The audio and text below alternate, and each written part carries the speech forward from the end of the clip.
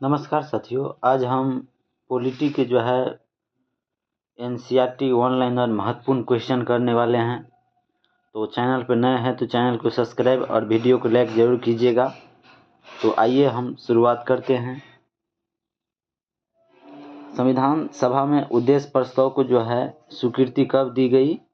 तो यह 22 जनवरी 1947 ईस्वी को संविधान सभा में उद्देश्य प्रस्ताव को स्वीकृति दी गई। उसके बाद संविधान सभा का प्रारूप किसने तैयार किया था? तो BN राव ने संविधान सभा का प्रारूप तैयार किया था। उसके बाद प्रारूप समिति का गठन कब किया गया था? तो 29 अगस्त 1947 ईस्वी को प्रारूप समिति का गठन किया गया था। उसके बाद प्रारूप सदस्यों में सदस्य की संख्या कितना था? तो 7 सदस्य था। संविधान सभा में अंबेडकर का पहली बार निर्वाचन कहाँ से हुआ था? तो पहली बार बंगाल से हुआ था निर्वाचन अंबेडकर जी का।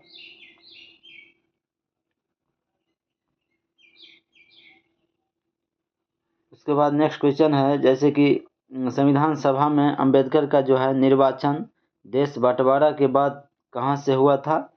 तो बम्बई से हुआ था, लेकिन प्रथम बार बंगाल से हुआ था। उसके बाद अंतरिम मंत्रिमंडल का गठन कब हुआ?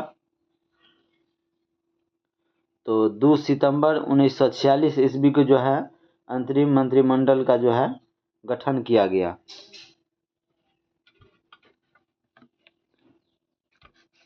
उसके बाद अंतरिम मंत्रिमंडल में कार्यकारिणी परिषद के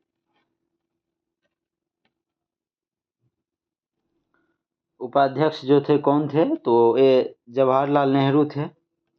उसके बाद अंतरिम मंत्रिमंडल में गृह सूचना तथा प्रसार मंत्री कौन थे? ये वल्लभ भाई पटेल थे, गृह सूचना और प्रसार मंत्री। उसके बाद अंतरिम मंत्रिमंडल में रक्षा मंत्री कौन थे? तो बलदेव सिंह ये अंतरिम मंत्रिमंडल में रक्षा मंत्री थे। उसके बाद अंतरिम मंत्रिमंडल में उद्योग तथा आपूर्ति के मंत्री कौन थे? तो जॉन मथाई थे। अंतरिम मंत्रिमंडल में शिक्षा मंत्री कौन थे? तो श्री राजगोपालाचारी थे वो शिक्षा मंत्री थे। उसके बाद अंतरिम मंत्रिमंडल में खाद्य एवं कृषि के मंत्री कौन थे? तो डॉक्टर राजेंद्र प्रसाद थे वो खाद्य एवं कृषि के मंत्री थे। और यह क्वेश्चन TRE 1 TRE 2 दोनों में पूछे गए हैं। 1 to 5 टीचर भर्ती, तो ध्यान में रखिएगा। उसके बाद अंतरिम मंत्रिमंडल में रेलवे मंत्री कौन थे? तो आसफ अली थे वो अंतरिम मंत्रिमंडल में रेलवे मंत्री थे।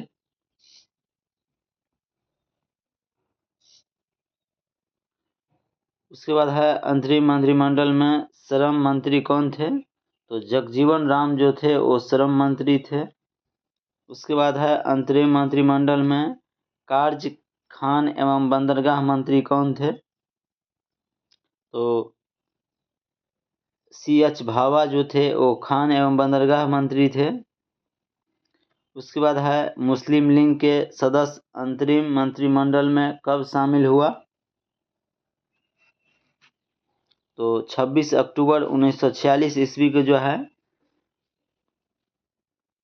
मुस्लिम लीग के सदस्य अंतरिम मंत्रिमंडल में शामिल हुए। उसके बाद मुस्लिम लीग के वित्त मंत्री कौन थे? लियाकत अली थे।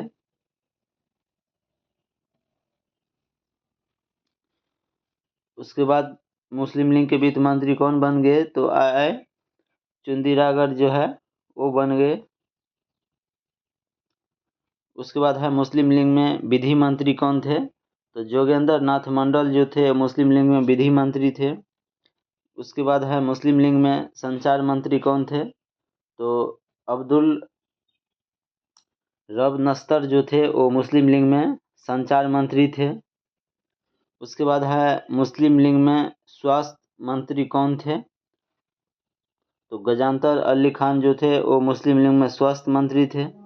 उसके बाद संविधान सभा का पुनर्गठन कब किया गया?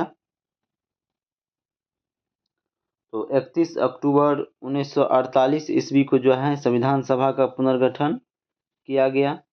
उसके बाद है प्रारूप समिति ने अपना रिपोर्ट कब पेश किया था, तो 21 फरवरी 1948 को जो है प्रारूप समिति ने अपना रिपोर्ट पेश किया। 21 फरवरी 1948 ईस्वी को प्रारूप समिति ने अपना रिपोर्ट पेश किया।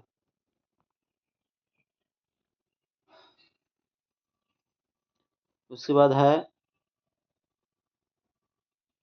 संविधान सभा में संविधान का प्रथम वाचन कब से कब तक चला था, तो 4 नवंबर से 9 नवंबर 1948 तक चला था। उसके बाद है संविधान सभा में संविधान का दूसरा वाचन कब से कब तक चला, तो 19 नवंबर 1948 से 17 अक्टूबर 1949 तक चला था।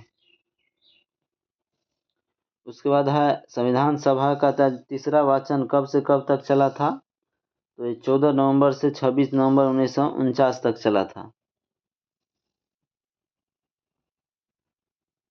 उसके बाद है 5 जुलाई 1947 को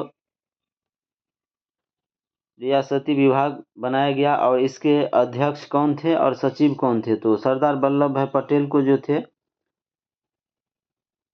वो अध्यक्ष बनाया गया था और सचिव जो थे वो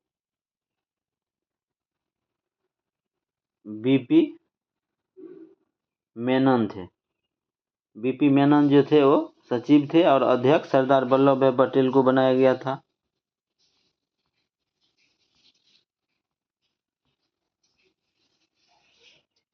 उसके बाद है संविधान के निर्माण में कितने समय लगा है, तो 2 वर्ष 11 माह 18 दिन जो है वो संविधान के निर्माण में समय लगा है।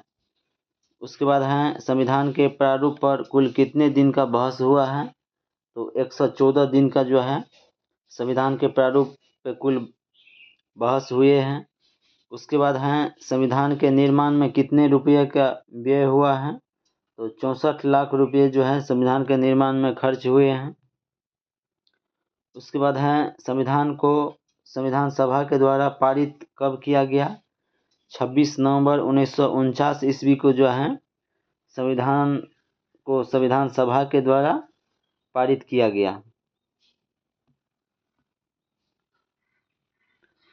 उसके बाद है संविधान सभा के अंतिम बैठक कब हुई थी, तो 24 जनवरी 1949 ईस्वी को जो है संविधान 1950 होगा 1950 24 जनवरी 1950 को जो है संविधान सभा का अंतिम बैठक हुआ था। उसके बाद है संविधान सभा राष्ट्रमंडल में भारत की सदस्यता का सत्यापन कब किया गया, तो मई 1949 ईस्वी में जो है संविधान सभा राष्ट्रमंडल में भारत की सदस्यता का सत्यापन किया गया। उसके बाद है संविधान सभा ने राष्ट्रीय ध्वज को कब अपनाया,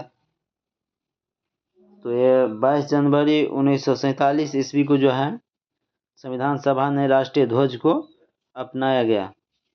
उसके बाद है संविधान सभा ने राष्ट्रगान को कब अपनाया, 24 जनवरी 1950 को राष्ट्रगान को जो है अपनाया। उसके बाद है संविधान के कुंजी किसे कहा जाता है, तो प्रस्तावना को जो है संविधान के कुंजी कहा जाता है। उसके बाद है प्रस्तावना को न्यायालय में घोषित नहीं किया जा सकता है। यह कब घोषित किया गया, तो यूनियन ऑफ इंडिया बनाम मदन गोपाल 1957 ईस्वी में घोषित किया गया। उसके बाद किस वाद में सर्वोच्च न्यायालय ने प्रस्तावना को संविधान का अंग नहीं माना, तो बेरुवारीवाद 1960 ईस्वी जो है इसमें सर्वोच्च न्यायालय ने प्रस्तावना को संविधान का अंग नहीं माना।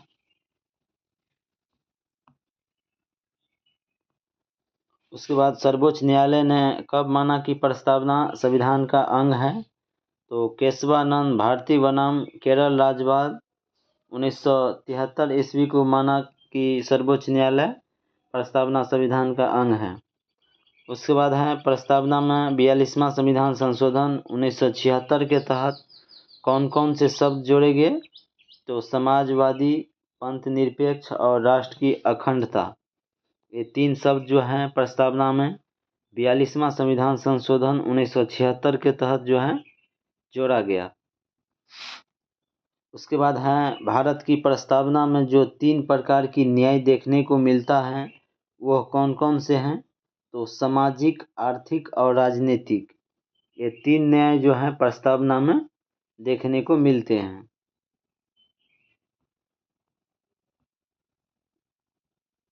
उसके बाद है विश्व का सबसे बड़ा लिखित संविधान किसका है, किस देश का है? तो भारत का है। लिखित संविधान की अवधारणा किस देश का देन है? तो फ्रांस का देन है। उसके बाद है भारत के संविधान में प्रस्तावना, मौलिक अधिकार, न्यायिक पुनर्विलोकन, संविधान की सर्वोच्चता, निर्वाचन, राष्ट्रपति एवं उस पर महाभियोग, उपराष्ट्रपति एवं वित्तीय आपात किस देश के संविधान से लिया गया है? तो ये सभी जो है अमेरिका के संविधान से लिया गया है।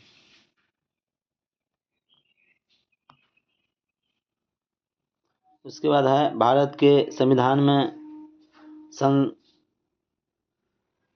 संस्थात्मक शासन प्रणाली, एकल नागरिकता एवं विधि निर्माण प्रक्रिया, विधि शासन, संसदीय विशेषाधिकार, द्विसदनवाद कहाँ से लिया गया है? तो ये सभी जो हैं ब्रिटेन से लिए गए हैं। उसके बाद है भारतीय संविधान में नीति निर्देशक सिद्धांत, राष्ट्रपति के निर्वाचन मंडल की व्यवस्था, राष्ट्रपति द्वारा राज्यसभा में साहित्य, कला और विज्ञान में समाज सेवा कहाँ से लिया गया है? तो ये सभी जो हैं आयरलैंड के संविधान से लिया गया है। ये सभी आयरलैंड के संविधान से लिए गए हैं।